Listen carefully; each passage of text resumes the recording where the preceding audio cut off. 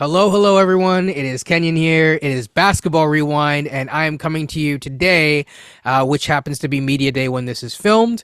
And we're going to talk a lot about the Raptors Media Day. Now, before I get into it, I will give people a little bit of a preview for some upcoming episodes. I do have a Spurs guy coming on. I want to hear his thoughts about the Wemby presser. I don't know if it's going to be between now and the time that this preseason starts, so it will probably be during the preseason that I actually film that. So I get to get his opinion on Wemby during the games. I also have an OKC person to hear their thoughts on Shea. Obviously his summer, Lou Dort's summer, but also moving forward now that they have Chet coming back into that lineup and actually able to play, and his Rookie of the Year chances. So it'll be interesting. People stay tuned on Basketball Rewind. With that being said, let's get into it. We're going to be talking about a little bit about Masai. We're going to be talking about Siakam. We're obviously going to also be talking about the man, the myth, the legend, the man of the hour for the lawsuit, Darko. So with that being said, we're going to be talking a little bit about the Raptors' upcoming rookie head coach, as well as a couple other people that talk today, but we won't be covering it in an all-encompassing manner. So with that being said, how are you guys doing this evening? I must admit, I thought it would be an eventful media day, but even surpassed my expectations. Oh boy! Wow, wow. There's been some rough media days in the past. And being a long tenured Raptors fan, we'll get to the tenured part in a second. A long tenured Raptors fan, I've seen some rough press conferences in the Raptors world, boy. But this one, considering it was media day and the first day for the thing, this was up here. I must admit, this was up. It was up at the top. It's pretty close. Yeah, I think the media day conference was more eventful than the summer. Right. That was supposed to be, don't put your phone down. Well, I didn't put my laptop down when I was watching this today, especially when our head of president of basketball ops spoke. It was very interesting, and like Beyond just said, I've been watching these things for close to 2 decades now, and this is by far the most interesting one I've watched. He definitely, Masai Ujiri, that is, seemed a little bit more defensive today than normal. I don't know what your guys' thoughts, but he seemed to be against the ropes, fighting some ghosts here today. I have never seen him conduct an interview like that where he's. It almost seems like he's lost the room a little bit, to be honest. Overall, that's just my opinion. I mean, people can disagree. I'm sure some of our viewers are, trust and Masai people, and that more power to you. Blind faith is a very powerful thing these days.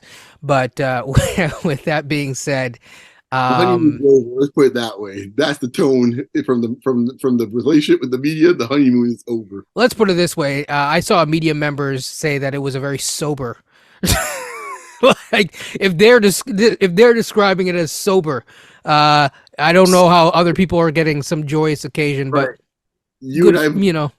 we consider it defensive, sobering. Will and Lou today referred to as angsty. Those are not really things that make you feel like, boy, you can't wait to run through the Yeah, tape. that's something for a teenager, not a president of Yeah, operations. But yeah. by the way, before we really get into it, quick question: around the league, were there many president of basketball operations speaking today, other than introducing Um, maybe Dame? I saw Landry Fields speak. I didn't see the video. I think he was asked about Pascal actually in I Atlanta. think So he's their I'd have to GM though, watch that isn't again. he? Or is he their president? He's a He might, maybe he's their GM. Yeah, Maybe, yeah. yeah, he's like an executive, I guess, in a sense. But Like I don't think Weltman's speaking today yeah, for I'm not the sure. Orlando Magic. So it's a unique situation to have a president of operations speak all the time. So, Mhm. um, with that being said, we can take this in a lot of directions. Is there any particular thing that you guys would like to discuss about Mr. Masai Ujiri? Coach. It's on you, Beyond, if you want to go. Oh man. Okay. Yeah. You mentioned. Yeah, he might want to kind of like find something else to do. Say he's gonna make excuses. He's washing his hair or something when these pressers come up because every time he seems to have a press conference lately, he seems to end up being the news story when it's all said and done. with I, that, I with his bald head too. yeah, exactly. Yeah, I'll wash my hair because like I just at this point here, like okay, let's get to the point. Do we want to start the selfishness discussion right now, or do we want to wait for that? We can wait. So let's start with the lawsuit when they asked about that, right? You and I discussed this offline. It was a very defensive, I'm in the trenches type of response where it's like, oh, woe is me. I don't know, you're trying to insinuate that is like they had something out for the Raptors, like, they have something against Canada all of a sudden. Like, that's the reason why you guys are the only ones that ever had a lawsuit against you. I don't Yep. know. I found the lawsuit questions or the answers to them by him and Darko very interesting and in some ways revealing. And my sense is that this lawsuit is going to be a little bit more than maybe what people want to make it out to be. I don't know what's going to come of it, but I don't think it's something. It's like, oh, it's a little something we just brush underneath the rug type of thing, just from the way they responded to it. I understand you can't speak too because it can't speak too forwardly about it because you have legal elements to it. So I understand it's impending investigation and stuff like that. But it didn't give me a good sense of confidence about how this lawsuit, about this lawsuit, how both of them kind of responded to it. I didn't hear Darko's response. I did hear his response, and it was very much. It was a short response. I'll say that. It was like, in all the years of the NBA, there's only been one thing, and then he just like left it at that and went. And it was like, okay. That's the one time where I think the media kind of fell down to it a little bit because I don't know how anyone called him out and at least followed up on that. Like, ask him, what do you mean? Well, you suggesting a conspiracy? Like, what are you talking about? So, okay. Some people think it's like these they call it jabroni type questions or whatever, which I've heard, or whatever. They don't think it's serious, and even the way that they've described it, they don't really think that it's serious. Now, in terms of it being a serious thing, it probably isn't the most egregious thing that could be done on a basketball, in the NBA for sure.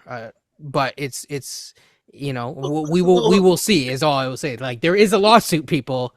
And it is an actual filed lawsuit. Lawsuit in the state of New York. Let me go back to this point. It's his own response is the reason why it's newsworthy, because we never had it happen before. That's why it's newsworthy. Yeah. So he literally saying why it's newsworthy. No one sues anybody else in the NBA or any other sport for the most part. It's like, well, it's a first, isn't it? So, I mean. Yeah, at first you might want to talk about it.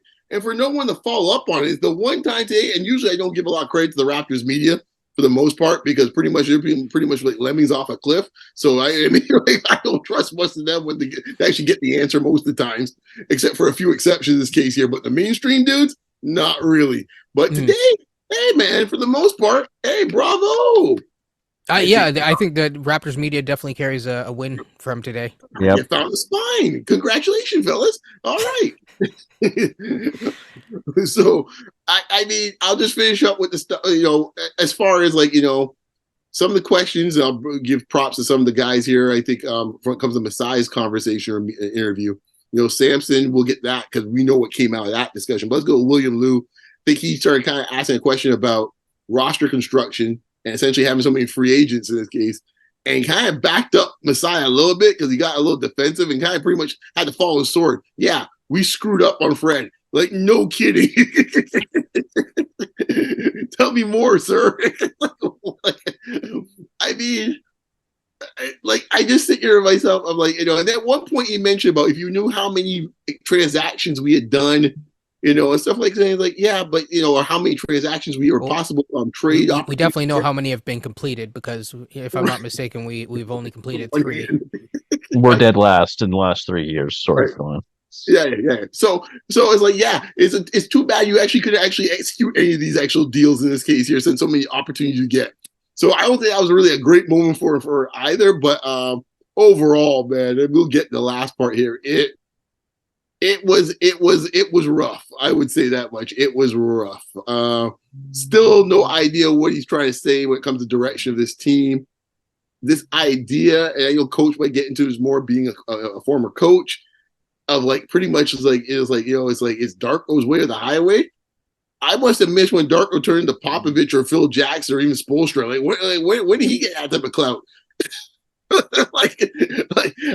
But I'll leave that to coach in this case if he wants to bring up that. But there was a lot of weird stuff overall with that, and we'll get to the meaty part there when it comes to Samson's question. So, Coach, what do you think, man? I do want to give a shout out to Samson and Lewis, who were asking some very good questions along with Will Lou today. Certainly, you know, just shows the importance of promoting independent media, covering this team, because I felt those were probably the tougher questions that were asked throughout this whole exchange today with Masai, with Darko, with some of the players as well.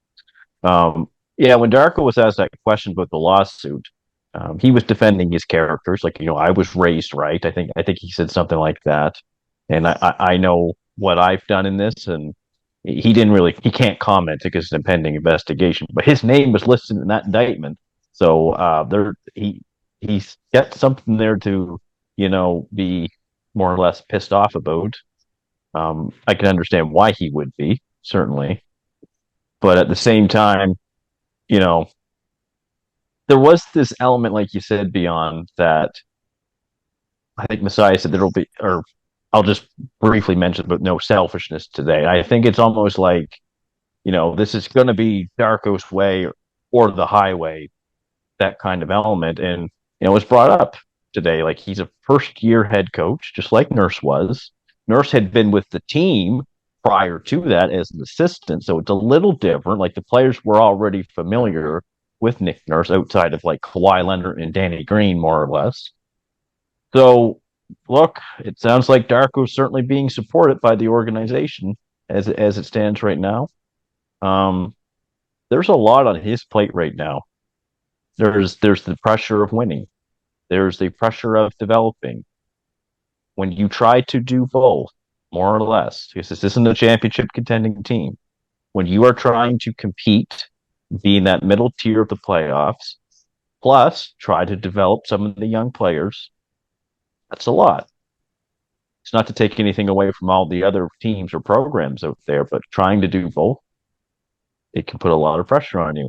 And there's particular pressure on Darko from a coaching perspective that 3 of his starters have 1 year left. They have like 9 months left on their contracts with no kind of commitment moving forward. So, from a coaching perspective, I feel for Darko right now, what he's going to have to try to manage throughout the year. And I find that there's a lot that's going to be put on him from a coaching perspective to just uproot and change. Like, old habits die hard. It's going to take 25 to 30 games before you really see anything. Like, these guys have been used to playing defense a certain way, and they're used to Nick's offensive systems and stuff like that. Darko's going to have to implement, his staff going to have to do that now, I should say, and it's going to take time. So we're going to see moving forward what this is going to look like. I mean, besides press conference, well, let me touch on three quick things. One, to the lawsuit, and we'll get the more Darko discussion, but just to follow up on that, Grange asked him an interesting question if the guy's still on the team. He actually got hired. Yes. He went all around the mulberry bush in this case here. And eventually, he'll say the same stuff you mentioned. Like, oh, I know who I am, blah, blah. And I see myself in the mirror. I know what I'm seeing, blah, blah. And then Grange, like a good veteran journalist should do, is like went right back to it. So is he hired or not? Is he with the org or not? And you said yes, which I found that telling. So you still have a guy on here that put you in all this hot water, and he's still on the team? Like, really? Is he like the Hall of Fame of videographers that we don't know about? Like, what's the deal here? I'm just wondering if he still has email access. What? Like he's not suspended. Not like, what's going on here? Like, it's like this organization runs loose at times, man. This is another example of it. As far as the part when it comes to Masai and the whole dark on the development, we heard a lot of talk the year before. Internal development. That's what we're going to do. Internal development.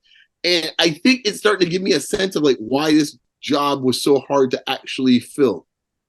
Because I think a lot of coaches that have been around the block a little bit say like, oh, I see what you're really trying to do here. Oh no, I'm not getting set up for this. So I'm sure when you start talking to actual coaches that actually had a little experience, they ask like, so You plan to get aggressive, actually improve this roster in some way in this case to get the type of players I want? Well, we'll see, blah, blah. It's probably what you're hearing about, blah, blah, this and that, and so on the next thing. And getting a lot of double talk. But Yeah. but all of it's coming back to you as the coach. You have my guys. You must develop them. Hey man, like if he can find a way to make Precious Achua into actually a legitimate rotation player, hey, my cap to him if he could do something, man. But he's asking. I think to be fair to the Darko, he's asking for a lot of some of these dudes, man. A lot. Well, Yeah, go for it, coach. sorry, just before we go, can just want to make this point.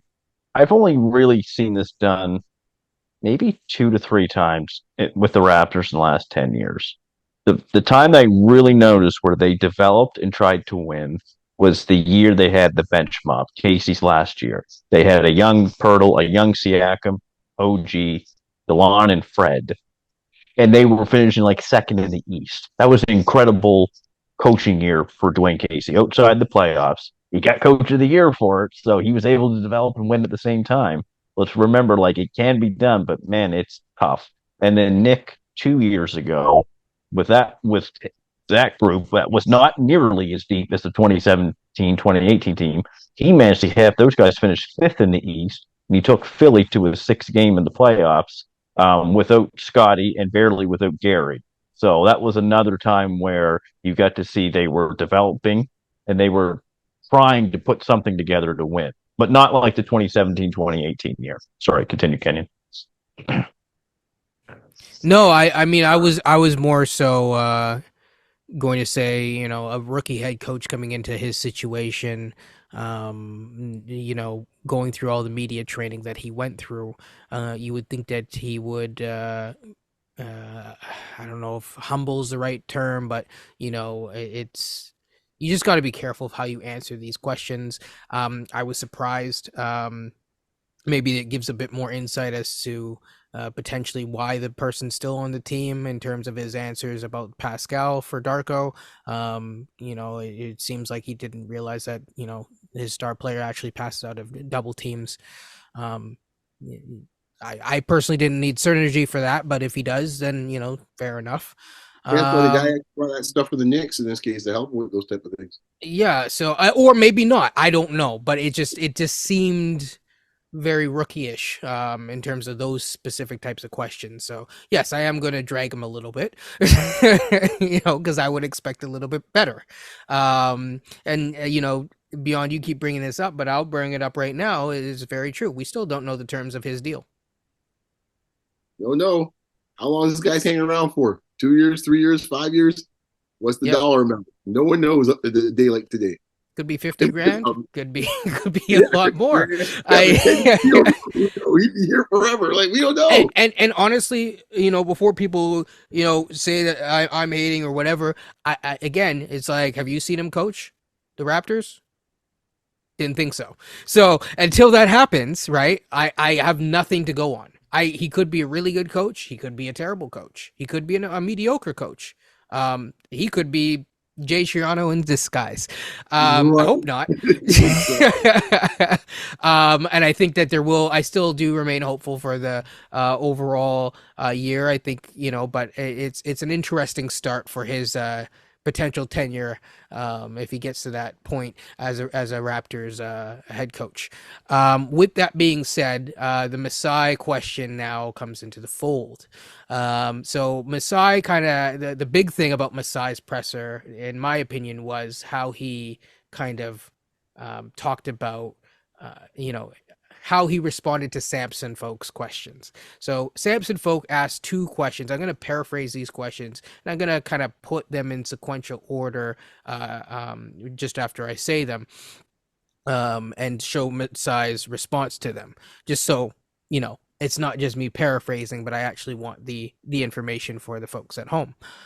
But the first thing that he basically asked, and this is me paraphrasing it, is that he was asking about the Fred contract situation, because earlier in the presser, Masai basically said, we done basically goofed, but also that we respect Fred's decision and we respect our players. That was very interesting, because he was then asked from Sampson about, you went through this with Fred, and basically outlining that, again, paraphrasing, teams usually succeed over, both basically the aggregate as well as longitudinally, they more or less don't have a lot of expiring contracts year over year over year that are core pieces of their team.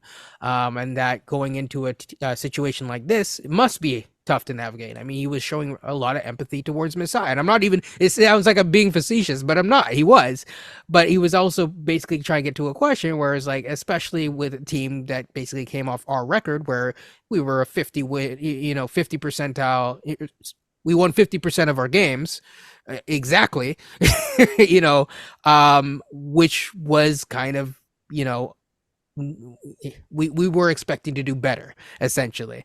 And in my opinion, before I get to Masai's response, Samson, in my opinion, was trying to outline the importance of, like, you have three individuals who are potentially, up for contract, one of which Mark Stein reported said no today, and then one of which Masai said today that he hasn't had that contract negotiation with, and then the other one we haven't heard from since he opted into his player option. I'll let the audience at home figure that one out for all three of those. But with that being said, Masai responded, basically with what I'm going to show on the screen right now. So, with that being said, I guess the question then, because Masai kind of meandered through, in my opinion, not really fully understanding the question in the first place, because he focused it on Fred, and the question was really about what are you going to do this season. Samson actually got a chance to ask a clarifying question, and his clarifying question, again, I'm paraphrasing, but I will put the actual thing on the screen shortly. But it was basically like this. Typically, players like a Pascal, if you can get them on extensions, two-time All-NBA player recently. I believe he's actually three-time, if I'm not mistaken, but I could be wrong here. But he's definitely two times. Typically, their play style, because of them getting All-NBA, supersedes or is being presented as a thing throughout the league as something that you would want to basically preserve as an asset. He didn't use the term asset, but that's essentially what he's getting at. And you typically don't say that those players effectively have to work in a system and see what they have. And he basically then, to finish off the question outlined, wouldn't it make sense to go to the table with an extension immediately? I'm going to put that and Masai's response right around here. Hey, Masai, you mentioned feeling good about Fred's contract situation last season. It was kind of remarked upon. You mentioned him having a good opportunity with another team.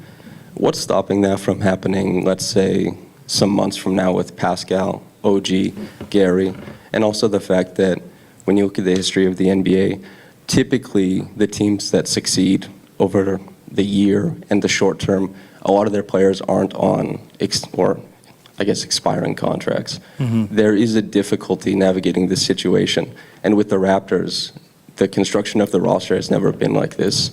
How difficult is it to navigate all the different things going on, especially while being a team that's coming off of 41-41? Yeah, it is difficult. It's difficult to navigate. And I said it again, if what you're referring to is not trading Fred, at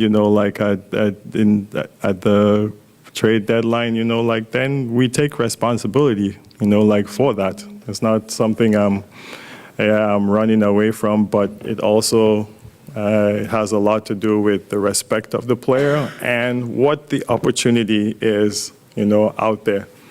We do believe in these players. That's why we got them. That's why we drafted these players. The players that you are talking about, and I think as the year goes on, we will figure out,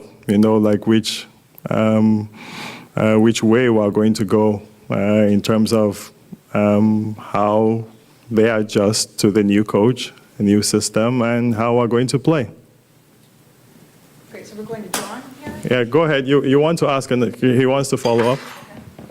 Typically, players like Pascal, if you can get them on extension, 2 times All-NBA, typically in the NBA, their play style supersedes or is presented as like the utmost thing to preserve or to elevate. Darko, I'm excited to see what he implements with the team, but typically you don't see NBA teams say like, the system, we have to see how this guy works. Typically, as you say, you believe in these players. Wouldn't it make sense to go to the table immediately, say we believe in you, the extension, etc.? Yes, and we do believe in Pascal. We do believe that a lot of our players didn't play the right way last year, and we want to see them play the right way. I said it that we were selfish. I'm not running away from that. We were selfish and we did not play the right way. So let us see it when we play the right way. And after that, we're going to discuss. So let's discuss your thoughts on Masai's response to the second question and or the first question.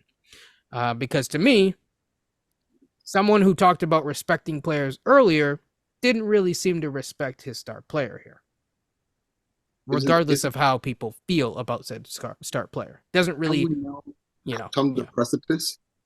This is really what this has been about for the last 4 or 5 years of this franchise.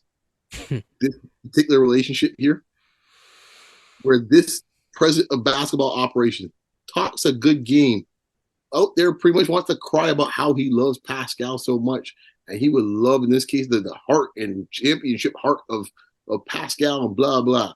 But when brass tacks comes and it's time to show the quote respect, which in this case, what NBA language is in this case here is the do-re-mi, he's finding all sorts of ways to not show the respect for his player that he has so much love for. Oh, he's so touched and stuff about how Pascal is like a son to him and all sorts of other nonsense. All right. And I think finally it took a while for Pascal to see it, but I think he now sees Masai for what Masai really is. And Masai in this case here is a guy that wants to get you on a deal as best he can in any way he can. All right. So if that means he can use whatever ploy or tactics he needs to do to get him on the deal that he would like, that's what he's going to do. And I'm not saying there's nothing wrong with it. That's guy his job in a lot of ways, that he was to get the best deal possible for it. But I think a lot of these guys that come up in this case as young and green guys, like especially a guy like Siakam, his background, I think a lot of times they take a guy for his word in this case here. And there's a lot more of an emotional attachment. A guy like LeBron, he's 16, he's seen all these dudes.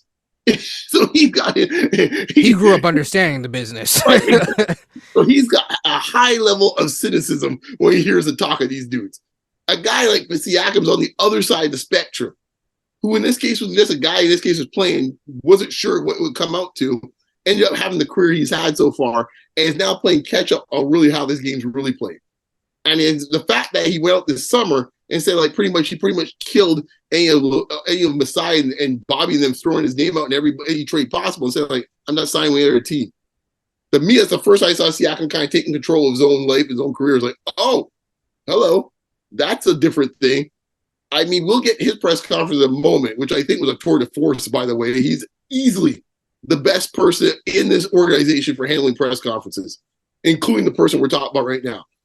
For Masai to come out there and refer to him as a selfish player, he could kind of, I'm sure the next day or two, he going to do his clean up on aisle 5, maybe throw Bobby out there to go and clean up his mess, whatever the case may be. When it's all said and done, he said what he said. There's no way around it.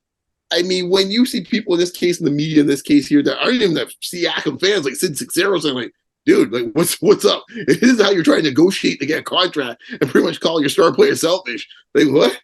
Like, and this goes back to a lot of talk that we've had before when it comes to Masai and what's, the effects of the DeMar deal with Kawhi. And a lot of the stuff that went down. In some ways, you could make an argument that the way he handled the DeRozan deal is what cost us Dame Lillard. Okay? Because Aaron Goodwin did not forget that. Trust me. By the way, for folks, if you want to know, he's DeMar's agent as well. He didn't forget that. Okay? So he wasn't trying to make buddy for Masai in this case to make it easy for him for any deal in this case. And I think a lot of guys around the league are watching how this situation plays out. And if you're trying to get free, and for all you Raptor fans, you always want to cry and whine your milk about how no big names come here. Well, don't be crying no more when you have a big name here and he's asking to stay and you're running him out of town.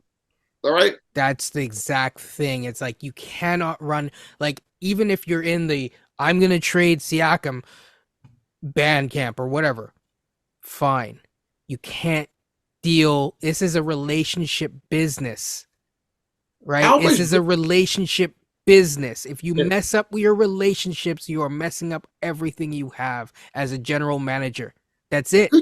Okay, so and just go one step further with this. You hear a lot of terms in this case today between Darko and Masai about earning and all sorts of things and respect and stuff like that. I don't know a player in this case that has earned his max deal in a Raptor organization, than Pascal Siakam. Please tell me if that's the standard you're saying that he hasn't earned the max deal. I'm not even talking about super max, just the max deal, which I think he has earned. I would love to see who's coming down the pike in this case you think has earned it, because I'm looking at a lot of dudes behind him. That I would say I wouldn't be looking to go sign them up for any max deal anytime soon. So if you're doing that with him, guys start looking around saying, wait a second, are you serious? Like, and I think the crux of it is in this case here, and this is where it comes to personas. And fine, I will concede the point. If Pascal's no number one option, that's fine. Last time I checked, we win a championship, and you're number two option. And I know he's a damn good number two. I seen that in fruition. I seen that play out. The point is, when it comes to their personalities, when it's all said and done, Masai has alpha male mentality. That's his thing, right? It's crude, it's straightforward, it's blunt. That's his way. He'll do whatever it takes to do what he has to do. Apex predator mindset. Cool. Pascal, a little more has a little more EQ. Not really that type of dude. A little very emotive. He's not kind of like that guy. We know so on the court. He's not a guy that's going to kind of take out a guy's heart. That's not him. And I think there's a little mindset of Masai who doesn't respect Siakam because he's not that type of player. In some ways, he probably respects Fred more because Fred is that type of player. And a lot of ways, that's why in this case here for the last 4 years, this team was built in the image for Fred. It's possible. It's very possible. I mean, again, we're just speculating here, people. Just Speculate. So people know. Well, I might as well. I mean, because right now, no one else knows what the hell's going on in this organization. I might as well join in. So why not? No one else knows. He doesn't know. One week we're trading Pascal for a bunch of dudes in this case here, and DeAndre Hunter. The next week we're looking to go big game hunting with Dame Lillard. Name me any franchise that goes from this pendulum to this pendulum in 2 weeks. And before Coach goes, I'm gonna say it's like everyone's just like, okay, well then now we're gonna go back to like Atlanta. And I'm like, you just rejected them, and then you're gonna go back. Just trying to. You're gonna go back. You don't have a clue what you're doing. They will take your lunch money gladly if you go back like that now. And you look desperate. And here's the thing. That's an embarrassment if you do that. So, when it's all said and done, you need two of these guys to be max contract dudes. You don't give up one in this case here, and you think you're going to find two more? Where do you find two more? We barely got the one we got. Apparently, Giants of Africa, there's just a bunch of them growing off a tree. Of a tree, woodwork. Like it's Terrell Sprewell line in this case here when he's looking for a contract. 25 point per game scores don't fall off of trees in this case. He's right. They don't. Like, what are we doing? And this is the nonsense. Like I sit here and listen to today. Part of my day to listen to this nonsense. And then he's gonna come out there and throw out Bobby sometime this week and say, Bobby's already cleaned up the last mess with the Damian Lillard stuff. Oh man, we had a fantastic offer. What the hell? As you said, it was like a 2K trade. It's a 2K trade. Really? Like you saw, you look at the overall thing that they were able to yield from that, and in its entirety, including the Drew Holiday deal. Our deal was not comparable. Let's just keep it above. But Coach, your thoughts? like Beyond said, guys, He's mad. It's not.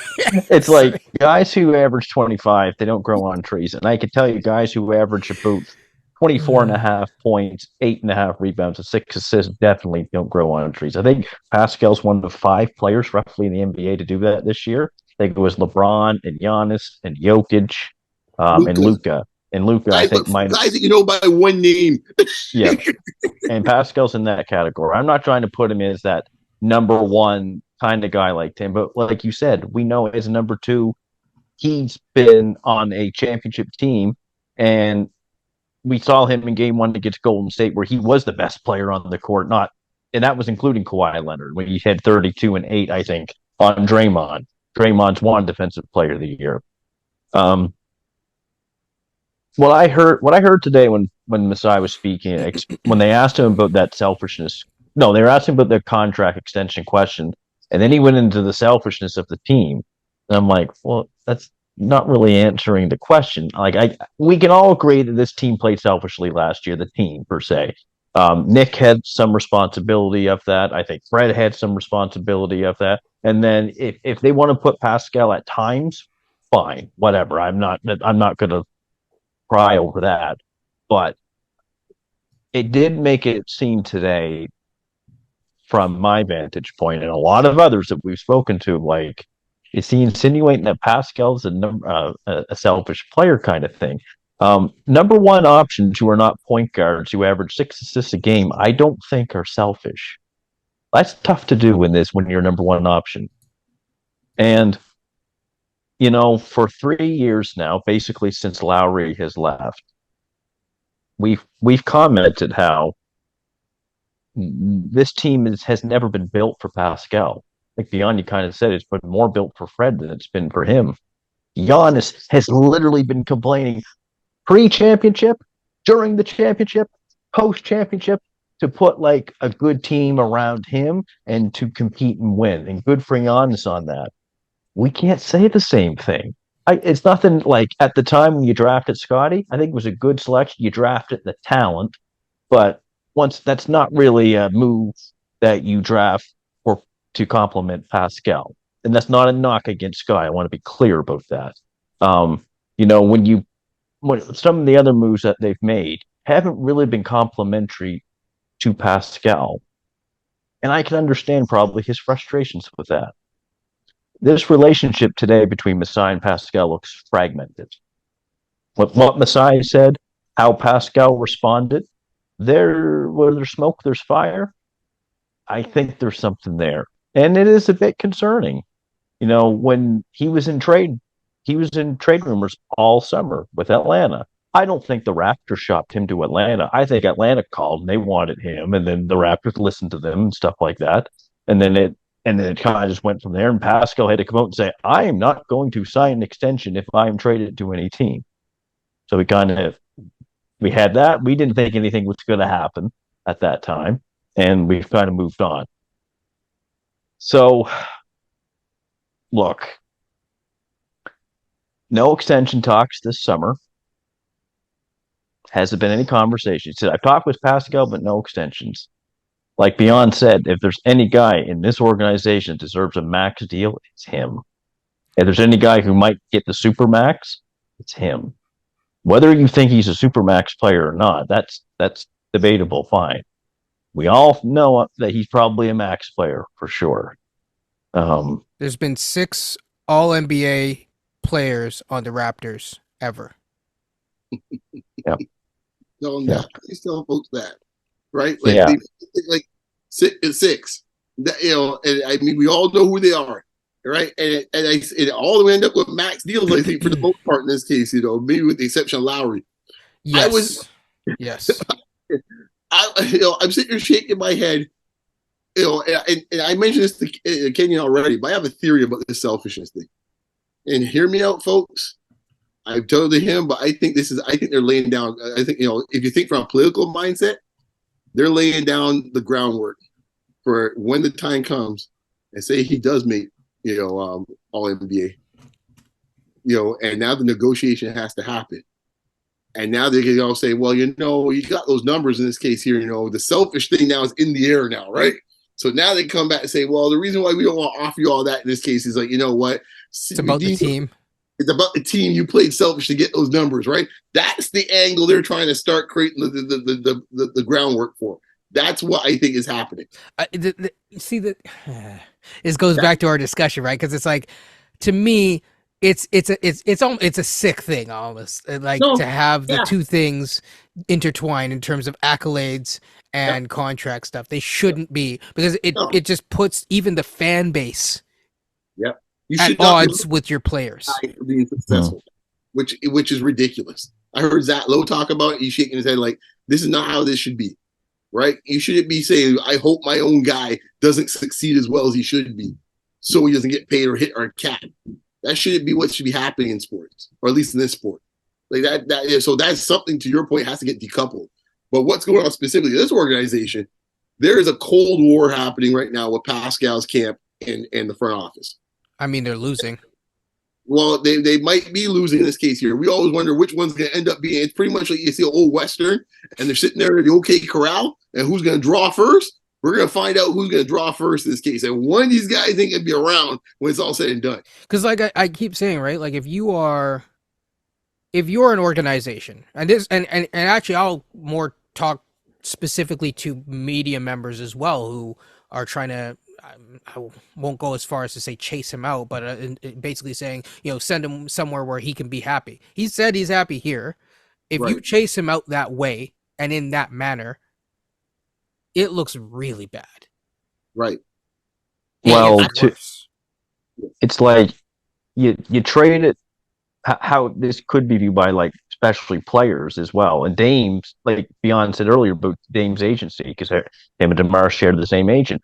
Oh, they traded their best player who was loyal to the end, who wanted to stay, and now they're treating Siakam like, he's just an average player and stuff like that. And it's like, that's not a good look moving forward. Why, if Scotty develops and turns out to be this, all NBA player, and he knows from what Siakam would have went through with his front office, it's almost like, well, how do I know? I'm not going to have to go through what he went through. I've already gone through a lot right now with all this going on.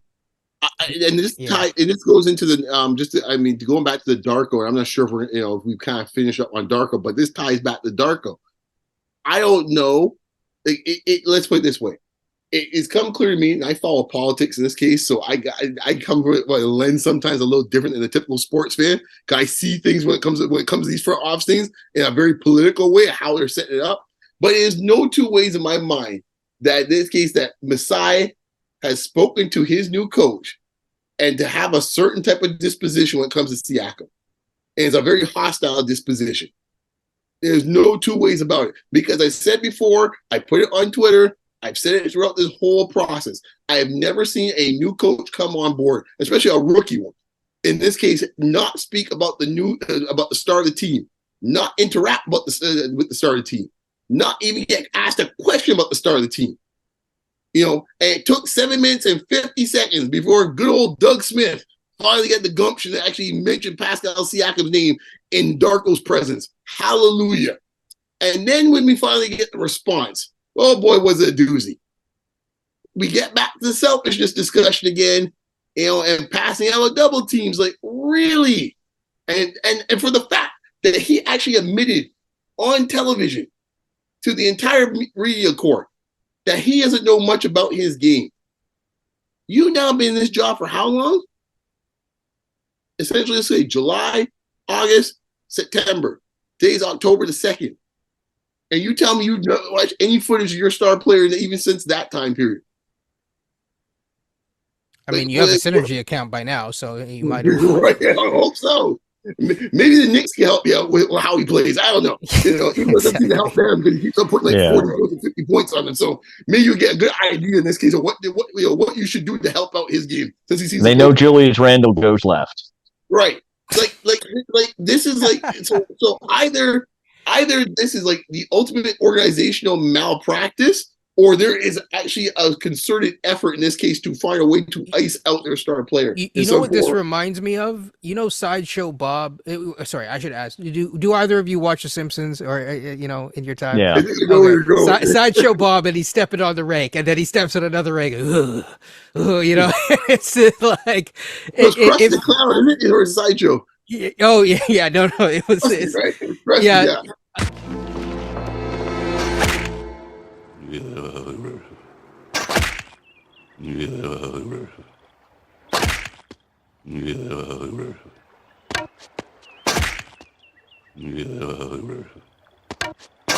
So, and it's one of those things where, I might even put that up on the screen too, but it's like you have these situations where you kind of you navigate it so badly that you kind of twist yourself into the pretzel. It just I don't know. And look, again, maybe this is they figure it out, but and I think that like they will in spite. But it's not a good look. It's not a good look at all. I think the end goal for the organization is, or at least the front office, I'm going to put the organization because that's actually a different objective for what the front office wants. All right. The organization wants to win. The front office wants to preserve their job. That's a different thing. And I think what's happening is they're in preservation mode, and they know for them to preserve their jobs, they have one big obstacle that's number 43 that they can't get around. Because once 43 is here, there's going to be expectation on them to move ahead with certain things to win. Yes, because if you go into a rebuild, you don't have to make a competent team for a couple of years. Everyone can cash in, boy. Put up their feet. No one's going to ask about team construction because we're evaluating. We're evaluating. We're grabbing. Don't worry, we're going to win one day in Toronto, but in the meantime, we're evaluating. Right. That is always the play when you want to hold on to your job, man. Rebuild mode. Right. Yes. But the problem is you have a star player in this case that if he's playing 60 to 70 games, you're going to at least be a 500 team and no worry. And that's the thing for them to keep their job, in my opinion. And he's here because no team is going to trade for a guy that is literally saying, especially with that level of assets, who is like OG hasn't said whether he won't or will re-sign somewhere else. Pascal has said, I will not. And so when you put that out there, you're basically saying no matter what, if you give up the equivalent of, $39 million worth of trade assets, I'm still going to test free agent market. No one's going to give up any sort of package. And all of those that I keep saying with the Atlanta thing, drop it because it ain't happening. I'm telling you right now. I mean, the only way it happens is someone has to give up the right package, and no one's giving up the right package. And people stop talking about, Chris Paul for Siakam. Stop it. Stop it right now. Go lie down. Take some time off the internet. You're done for the day. That's a real thing? Yes. Oh my gosh. Yes. Yes. I would say, oh gosh. You want to talk about Siakam's press conference? Because since we're talking about him, because that was a doozy. We can keep it short. But I think he handled it well, is what I'll say. But we can keep it shorter. Yeah, I thought he was as a master class on how to handle a press conference when you're getting pointed questions at you. And he dropped some subliminals in this case here on Darko. He dropped some subliminals on Masai. I like when he started rolling out his resume in this case here. Yeah, NBA champion. Yeah, that dude, longest tenure in the team. Yeah, that guy. Yeah. The old Marvin Gaye line says he'll come see about me. Right? When it's all said and done. So you guys can talk all you want in this case here about your 3-second or 2-second or whatever offense you want. When it's all said and done, the ball finds the best guys, because that is always the case. I've heard so many coaches talk about they want to move the ball here, move the ball there in the NBA. And when the hot potato and the grenade starts to come, and it's like 7 seconds left the shot clock, here, Pascal, make something happen. Yep. Yeah, that was said so many times by not just, I mean, I've heard it multiple times by multiple coaches even, but Nick Nurse also said that a lot. And by the way, people, I don't think that Pascal is a very big Nick Nurse fan. But Nick Nurse said that a lot. And that the thing that's interesting about Nick Nurse, not that I agree with his offensive philosophy, but I do think in my opinion, his offense, in terms of how it ended up working out last year, did paint a lot of, it gave a lot of hints towards what might have been happening, in my opinion. But I guess we will see. Coach, any thoughts on anything that we've talked about that you haven't had a chance to talk about, or the Pascal Siakam side of things? Pleased for Pascal today and what he said, because all that he's gone through this summer, what he's been through the last few years with this team, we all know what he went through 3 or 4 years ago in the bubble and stuff like that, what the guys had to put up with. Um, I want him here long term. People will say, well, he's not a number one option. Trust me, when you lose guys like him on your team with his kind of work ethic and what he can show younger players how to be professional, how to take this serious, you lose in the end. Trust me, there will be plenty of teams if they do decide to potentially get rid of him, will be calling. The offers won't be as good as what they want because he's only there for another 9 months. Um, he's a guy that you build with. He's a guy that, you know, he's been one of the greatest Raptor stories in this franchise history. I mean, if I'm not I can't mistaken, think, he said that he wanted to be like the equivalent of Haslam to this organization. and I hope that they really take that serious, moving forward. Like, you have a 29-year-old guy who's going to play most of this season as a 29-year-old, if not all of this season, in his prime. He looks like he's going to age very well playing basketball. He's never had any significant injuries before, not that I know of. He's had some nagging injuries. That happens when you play 40 minutes a night. That's why I'm hoping this year that, I will say I will compliment what Darko said today. He said, I like to play 10 guys. Besides giving actually him a bench to play 10 guys, which is good. Nick didn't have that last year. That's where I will defend Nick. Hard for him to go to a bench if he didn't have one. Darko might have one. So I'll give Darko credit on that for saying that. But, this did not look good today. Could this kind of smooth over? It will if they're winning. But the first 25, 30 games, if they only have like 10, 12 wins, this this might get ugly in terms of what it's going to look like moving forward. So it's just a wait and see approach moving forward. Pascal was right when he said about, I want to see that the whole selfish culture change thing Masai's talking about. He kind of like, well, I need to see it first. He's right. You need to see it first. Masai can say all he wants about that, and the intentions are good on his part. You don't want to have this type of selfishness that we saw last year on the court. And I'm sure there were other things going on as well, but you need to see it. And getting a new coach, yes, that can certainly help that. Losing a player, I don't want to put this all on Fred. I think Fred may have been part of the reason, but I don't think he was the whole reason that what had happened last year with this whole selfishness thing. They Darko needs these guys to buy in to what he's doing. I think Masai is like, you better buy in, that kind of thing, or else, which could work, but it also can backfire. But how they treat Pascal moving forward matters.